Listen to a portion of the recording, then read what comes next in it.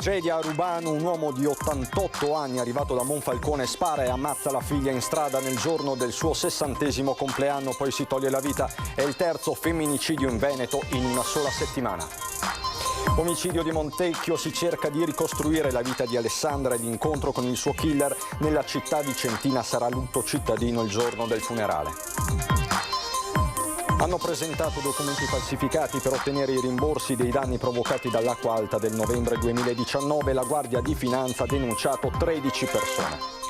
Un uomo di 66 anni è caduto da un'impalcatura dall'altezza di 3 metri ed è morto all'istante in un incidente domestico avvenuto oggi a San Bellino, in provincia di Rovigo. Dopo il nuovo decreto che estende l'obbligo Green Pass a tutti i lavoratori, nelle ultime ore si è registrato un boom di prenotazioni nelle ULSS venete per la vaccinazione. A confermarlo l'assessore Lanzarin. Ho visto con i miei occhi le difficoltà dei luoghi della giustizia veneziana che illustrerò a Roma, così il ministro di giustizia Marta Cartabia oggi a Venezia nel cantiere della nuova cittadella della giustizia. Nella sede di Confindustria a Belluno ha firmato il patto territoriale per l'occhialeria, intesa fra le organizzazioni datoriali e sindacali per accompagnare e governare la profonda evoluzione che sta attraversando il settore. Bentrovati, buonasera telespettatrici, telespettatori di Antenna 3. L'ennesima tragedia, l'ennesimo femminicidio questa sera apre la nostra edizione regionale, stavolta a Rubano, nel Padovano, dove un uomo 88enne ha ucciso la figlia nel giorno del suo 60° compleanno. La comunità è sotto shock, tutti i particolari nel servizio. I due corpi a terra in mezzo alla strada, padre e figlia, una tragedia che si è consumata in quello che doveva essere un giorno di festa. La vittima, Doriana Cerqueni, oggi infatti compiva 60 anni, ma il padre, Stelio, 88 anni, arrivato da Monfalcone, l'ha ammazzata a colpi di pistola e poi ha rivolto l'arma contro di sé, uccidendosi. È l'ora di pranzo in via Vaglia a Rubano, gli spari esplosi nel silenzio della campagna. Il primo viene udito da un vicino che esce sul balcone di casa e si ritrova involontario testimone del dramma. Un giorno e mezzo c'è stato il primo sparo, o il secondo. Ero, nella parte più alta della casa, quindi in direzione del fattaccio. E cosa hai visto? Prima una signora distesa per terra. Dopo un signore sulla sinistra dove ci sta la macchina grigia che usciva, che andava verso le due persone, e dopo il terzo sparo che veniva colpito anche l'uomo. Chiamati da un automobilista che passava in quel momento sul posto, arrivano anche i carabinieri di Rubano. Davanti ai loro occhi, in mezzo alla strada, i due corpi e i familiari arrivati per far festa sotto shock. Secondo una prima ricostruzione, Stelio Cerqueni, nato in Serbia ma residente a Monfalcone, è arrivato in auto fino a casa della figlia che da molti anni vive a Rubano con il marito. La donna, che proprio oggi festeggiava il compleanno, stava aspettando dei parenti. Dopo la lite avvenuta in strada, intuendo le intenzioni del padre, sembra abbia cercato di fuggire, ma è stata raggiunta da 2 proiettili che l'hanno uccisa sul colpo. L'anziano poi si è suicidato sparandosi al petto. Nel frattempo, nel cortile della casa, che ospita anche l'attività di famiglia del marito, il mobilificio Nicoletti, è uscito uno dei figli che pare abbia assistito alla tragedia. Ancora sconosciuti i motivi del folle gesto, anche se all'origine sembrano esserci vecchi rancori mai risolti. Padre e figlia non si vedevano e non si parlavano da molto tempo. L'arma del delitto, regolarmente detenuta da Stelio Cerqueni, è stata ritrovata a terra e sequestrata. Doriana Cerqueni è la terza donna uccisa in una settimana in Veneto, dopo Rita e Alessandra ammazzate nel Vicentino. Proprio l'omicidio di Montecchio Maggiore di Alessandra Zorzin, si cerca di ricostruire la vita della giovane donna e l'incontro con il suo killer Marco Turrin, il 38enne padovano. Il papà di Alessandra chiede che venga ricordata come una giovane solare e serena. A Montecchio Maggiore sarà lutto cittadino nel giorno dei funerali. È chiusa nel dolore la famiglia di Alessandra Zorzin, la giovane mamma, 21 anni, uccisa mercoledì nella sua abitazione di Valdimolino, frazione di Montecchio Maggiore, dalla guardia giurata Marco Turrin, 38 anni, di Vigo d'Arzare, nel Padovano. Difficile colmare la perdita della giovane figlia, la terza, la più piccola. Alessandra aveva altre 2 sorelle più grandi di lei. Il papà affida al sindaco di Montecchio, che ha fatto loro visita per esprimere il cordoglio dell'intera comunità, poche parole per ricordare Alessandra. Poi papà ci ha detto: per cortesia non fate cose fiaccolate o altre cose, perché ce ne sono già troppe. Se dovete dire qualcosa, una preghiera in chiesa ad Alessandra, in modo tale che sia ricordata. Ecco, lui ci teneva veramente tanto che fosse ricordata com'era, una ragazza bella, solare e con tanta voglia di vivere. Proseguono intanto le indagini da parte dei carabinieri per far maggiore luce sull'effettivo rapporto tra Alessandra e Marco Turrin. I militari stanno cercando di cellulari di entrambi, che sembrano spariti, per verificare eventuali chat tra i due. Che la 38enne guardia giurata conoscesse Alessandra sembra assodato. Lo stesso compagno della 21enne ricorda di avergli detto di lasciarla in pace, mentre il padre di Turrin ricorda che il figlio aveva con lei una frequentazione. I militari in queste ore stanno cercando di risalire indietro nel tempo di questa amicizia per dare un movente a quanto accaduto. Ancora sconvolta la piccola comunità di Valdimolino, un centinaio di abitanti dove tutti si conoscono. Ma non c'era neanche sentore che potesse succedere una cosa del genere. Io ho parlato con qualche membro della comunità di Valdimolino e loro dicono che se avessero saputo anche lontanamente che avevano questi problemi sarebbero senz'altro intervenuti e avrebbero aiutati.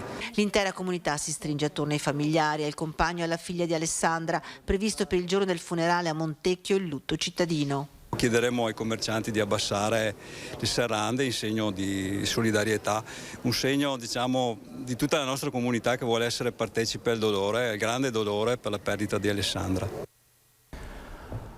Un uomo di 66 anni è caduto da un'impalcatura dell'altezza di 3 metri ed è morto all'istante in un incidente domestico avvenuto a mezzogiorno circa a San Bellino, siamo in provincia di Rovigo. La vittima, Germano Pasqualini, secondo una prima ricostruzione dei carabinieri intervenuti sul posto, stava smontando la struttura. Il corpo è stato ritrovato dai familiari qualche ora dopo, quando sono rientrati a casa in via Argine Santa Maria. Conosco la famiglia, esprimo le mie più sincere condoglianze a nome dei miei concittadini, ha detto il sindaco di San Bellino, Aldo D'Achille.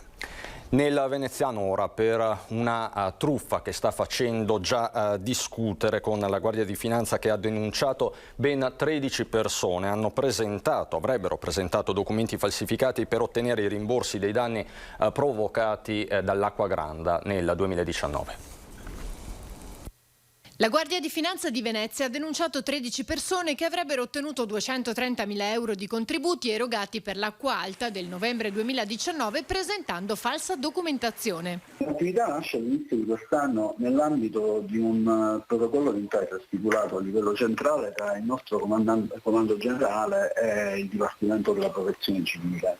Il Comune poi ha messo a disposizione dei finanzieri il database con i dati dei beneficiari, quindi sono stati avviati i controlli nei confronti di alcune imprese del centro storico. È emerso che appunto quei 12 di questi soggetti in particolare hanno presentato al rendiconto all'ufficio del commissario straordinario e quindi del comune di Venezia, in quanto appunto commissario straordinario, delle fatture per operazioni inesistenti attestanti costi sostenuti per acquistare beni che erano stati distrutti a seguito dell'emergenza appunto Acqua Granda. Fatture emesse da 5 aziende con sede in Veneto, Toscana, Puglia e Lombardia, intestate a enti di nazionalità cinese come le 12 persone denunciate. Il 13° soggetto è stato denunciato in quanto ha documentato appunto dei danni subiti dall'evento dell'Acqua Granda attraverso delle foto che erano state presentate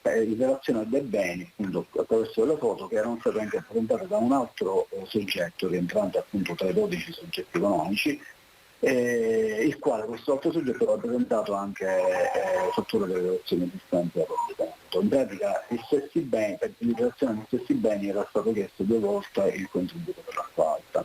Le 13 persone sono accusate di truffa aggravata per il conseguimento di erogazioni pubbliche e utilizzo di fatture per operazioni inesistenti. I 12 operatori economici cinesi che hanno ottenuto i soldi ora dovranno restituirli. Ieri l'approvazione, il via libera al nuovo decreto sul Green Pass che ha esteso l'obbligo a tutti i lavoratori pubblici e privati. Come era prevedibile, ma forse non in queste dimensioni, nelle ultime ore si è registrato un vero e proprio boom di prenotazioni di vaccino. Abbiamo visto un aumento delle prenotazioni. Nei giorni scorsi, nelle settimane scorse, noi viaggiavamo a circa 4.000 prenotazioni al giorno, ieri sono state 9.000 e oggi mi dicono che sono già 21.000 le prenotazioni sul portale. Un primo risultato del nuovo decreto sul Green Pass esteso a tutti i lavoratori dal 15 ottobre c'è stato. Come accaduto con il precedente provvedimento, nelle ultime ore si è verificata una vera e propria corsa alla prenotazione per sottoporsi alla seduta vaccinale.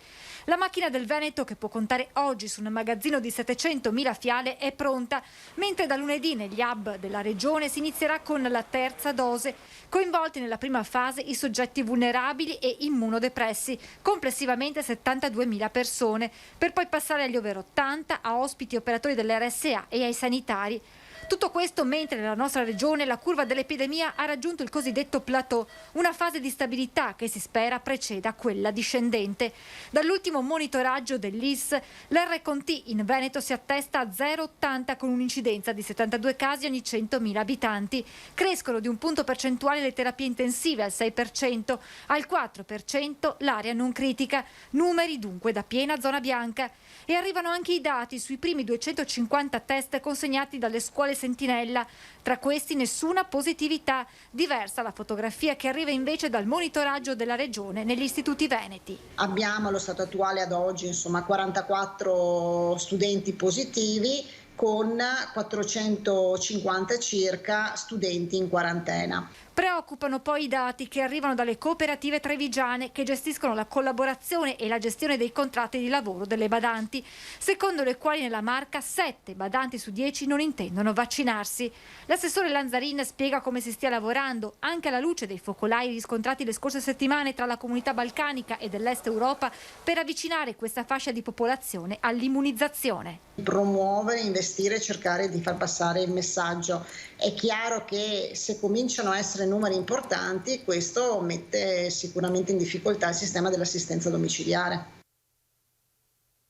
Sono 3 le donne incinte non vaccinate ricoverate in queste ore in condizioni critiche negli ospedali della Marca trevigiana. 2 sono addirittura in terapia intensiva.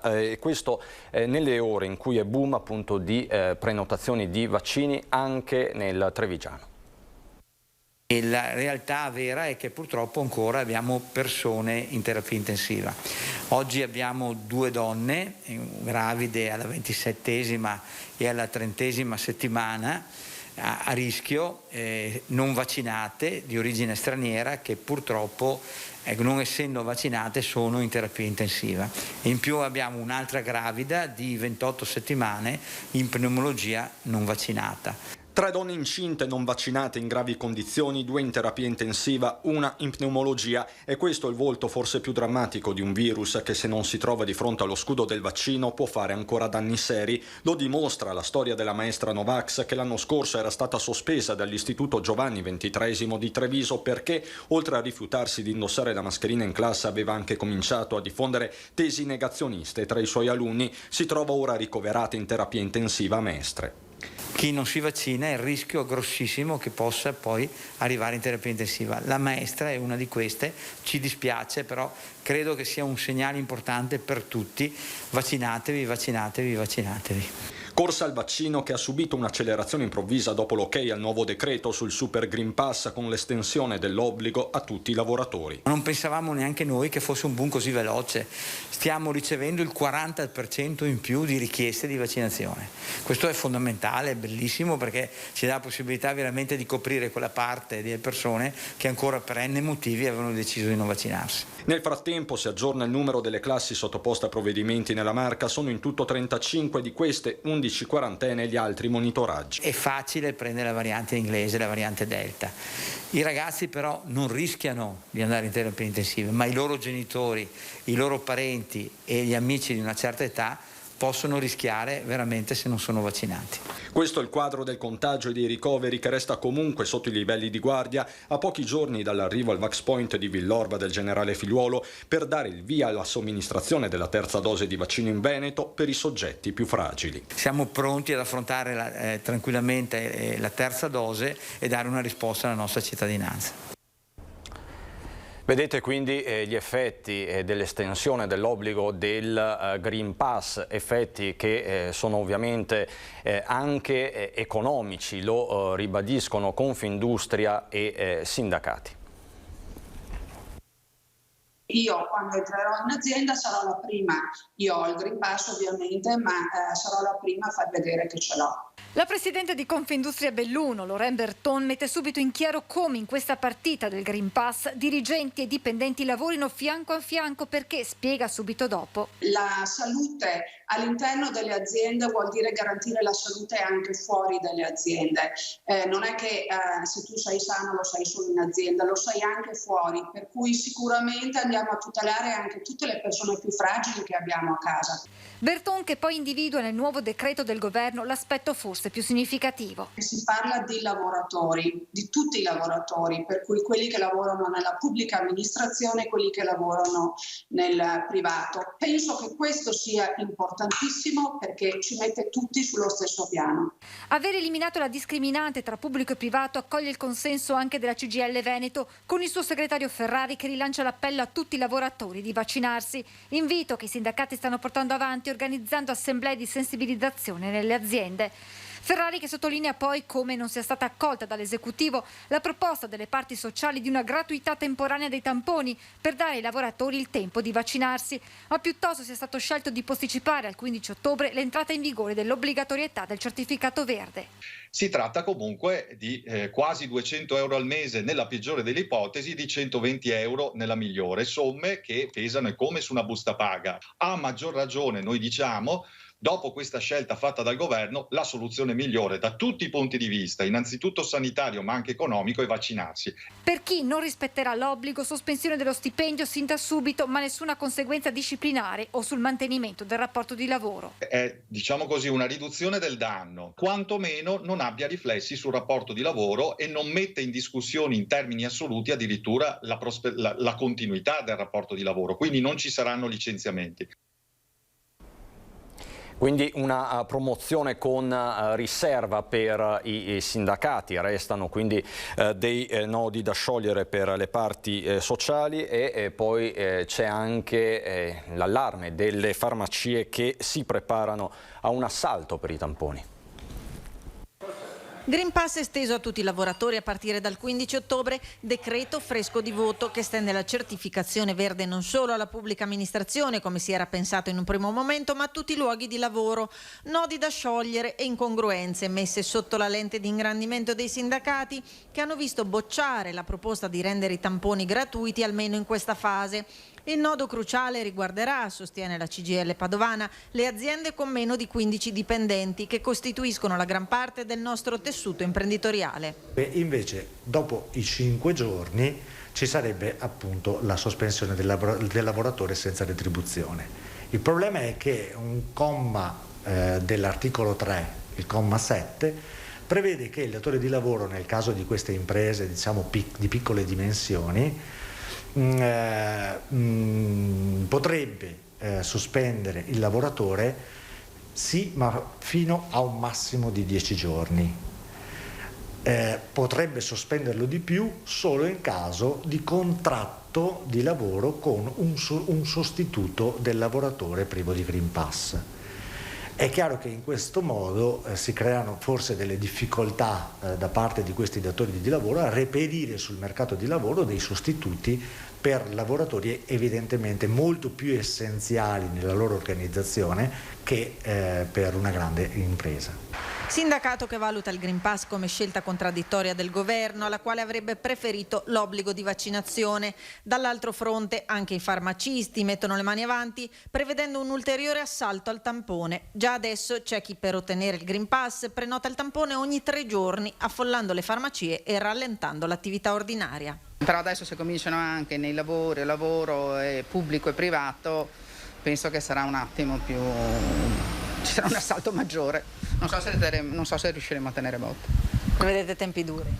Sì, già sono tempi duri, perché comunque un nostro collega sta tutto il giorno fuori a fare tamponi.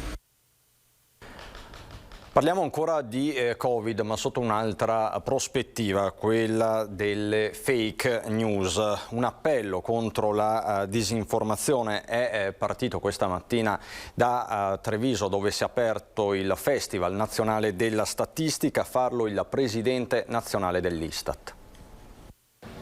La statistica in questo periodo è servita a cercare di mettere chiarezza rispetto a una situazione nuova che ha colto di sorpresa, che ha scatenato visioni qualche volta anche di parte, e proprio con la statistica e quindi con l'oggettività dello strumento statistico si è cercato, si è tentato di fare chiarezza, di dare le informazioni per poter aiutare anche le scelte e quindi in qualche modo l'uscita dalla situazione critica. I numeri sono l'unica bussola, soprattutto in un momento di incertezze come quello attuale, contrassegnato ancora dalla pandemia. Questa è la convinzione del presidente dell'Istat, Giancarlo Blangiardo, a Treviso per inaugurare il Festival Nazionale della Statistica, una 3 giorni di studi e talk scientifici per guardare oltre il Covid. Troppe ancora le fake news e le interpretazioni spesso estreme. Dalla Marca si rivendica il ruolo del metodo scientifico.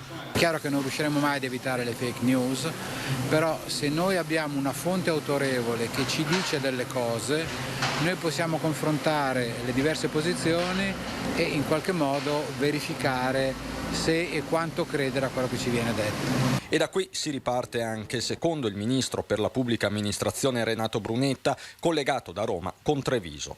Lavoriamo insieme perché questa fase sia una fase di convincimento, di informazione, di trasparenza, di consapevolezza, che tutti questi termini vogliono dire libertà, perché se così sarà, quest'anno sarà un anno felice.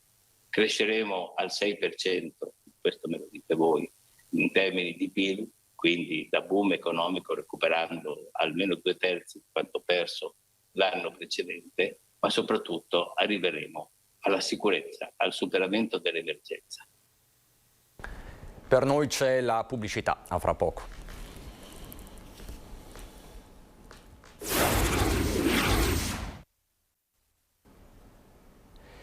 Di nuovo in studio per ritornare a Venezia, dove oggi è arrivata la Ministra della Giustizia Cartabia, che ha parlato della giustizia lagunare. Sono venuta subito appena è stato possibile dopo la vostra sollecitazione. Queste le parole di esordio del Ministro della Giustizia Marta Cartabia nell'incontro nell'aula di assise del Tribunale a Rialto dopo il sopralluogo lungo il cantiere della nuova cittadella della giustizia in Piazzale Roma a Venezia. Città dalla straordinaria bellezza nonostante i riconosciuti disagi che può comportare per la città della giustizia, così nel corso del suo intervento. Seduce la straordinaria unicità di questa città, ma perché sappiamo bene che sul piano della giustizia tutto questo, tutta questa bellezza si traduce in difficoltà aggiuntive. Nei miei occhi delle istantanee che porterò a Roma, ha poi aggiunto. Nel breve tragitto che abbiamo fatto insieme, il Presidente della Corte d'Appello mi ha consegnato un'immagine che mi porto a casa, la porterò al Ministero, perché l'immagine del motoscafo pieno di fascicoli, stracarico di fascicoli, le difficoltà di approdo, la difficoltà di trovare persino il personale adeguato che svolga questa funzione basilare, essenziale, ma fondamentale come il motoscafista, diciamo che non sarebbe emersa ai miei occhi in modo così vivido nella sua importanza se non con una visita di persona. Sul tavolo anche l'attualissima riforma della giustizia con le risorse finanziarie garantite dal governo per sgravare il lavoro dei giudici e accelerare i procedimenti. L'ufficio del processo è l'aspetto a cui più tengo, è il mattone della cittadella delle riforme a cui stiamo lavorando, a quella in cui mi riconosco maggiormente.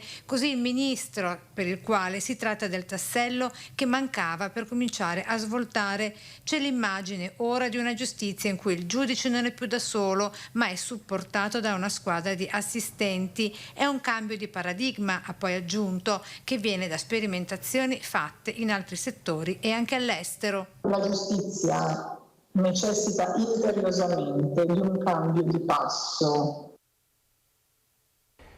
Da Venezia a Belluno per parlare di un patto territoriale che riguarda un settore strategico, quello dell'occhialeria. Un patto che dimostra la maturità sia delle imprese che del sindacato. Si capisce che il benessere comune porta vantaggi a tutti. Competenze digitali, smart working, politiche di conciliazione vita-lavoro, parità di genere, formazione, politiche attive, ammortizzatori sociali sono gli obiettivi condivisi dalle organizzazioni datoriali e sindacali che mercoledì a Belluno, nella sede di Confindustria, hanno siglato il patto territoriale per l'occhialeria per accompagnare e governare il settore che sta affrontando una profonda evoluzione. È un inizio di un percorso. Monitoreremo l'andamento del settore attraverso una consulta fatta sia dalla parte sindacale che dalla parte datoriale e crediamo che nel prossimo futuro, anche attraverso le risorse dei bandi che la Regione ha messo a disposizione, potremmo riuscire a professionalizzare e a riqualificare tante professionalità anche attraverso questo accordo. È un accordo innovativo che mette nero su bianco la necessità di una approfondita analisi delle competenze che pone la formazione al centro del cambiamento come strumento di politica industriale. Sullo sfondo i problemi di sempre del territorio bellunese che incidono sul suo sviluppo. Nella provincia di Belluno per noi molto spesso è forse più difficile che per altre province, perché è un territorio che è stato abbastanza abbandonato. Mi riferisco alle infrastrutture, alla digitalizzazione, alla banda larga. Ecco, questi sono tutti strumenti che possono aiutare il lavoratore e l'impresa a vivere meglio. Un accordo auspicato dalla Regione Veneto. Ieri al tavolo convocato dall'assessore Donazzan, il patto territoriale è stato accolto come un punto di partenza anche rispetto alla prossima programmazione europea, che pure rappresenta una grande occasione di sviluppo nell'ambito del capitale umano. Dal Veneto è tutto anche per questa edizione. Ci sono le previsioni del tempo. Buon proseguimento.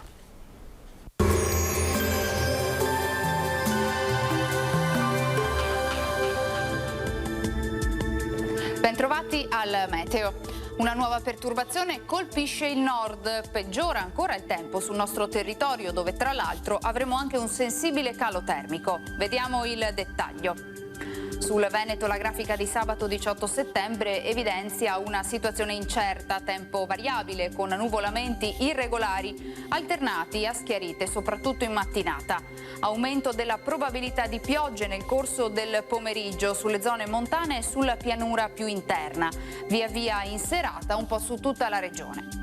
Temperature in diminuzione, minime tra 15 e 18 gradi, massime tra i 21 e i 26 gradi. Ci spostiamo ora sul Friuli Venezia Giulia. Molte nubi con qualche parentesi soleggiata, cielo via via più coperto con qualche temporale in serata. Temperature minime tra 15 e 18 gradi, massime sui 25 gradi.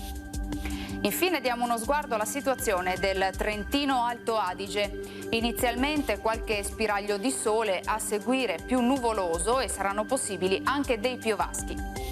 Temperature minime intorno ai 16 gradi, massime sui 25-26 gradi. Dal meteo di Antena 3 è tutto, grazie per l'attenzione e arrivederci al prossimo aggiornamento.